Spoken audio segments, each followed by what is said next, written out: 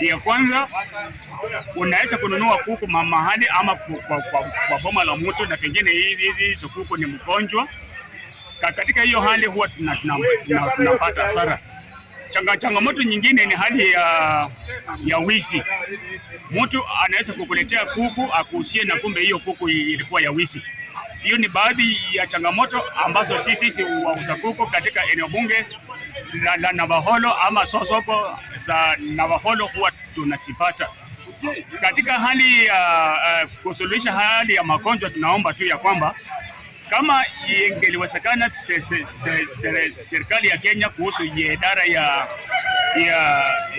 mifugo wakapata kuwa wanatusaidia dawa, kwa sababu wakati wa magonjwa wakati inapotokezea unapata kwamba badala ya kutibu hizi kuku na sipone zinaendelea tu kukufa.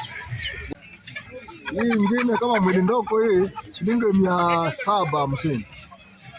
Alafu toko kama hii ndio 1500.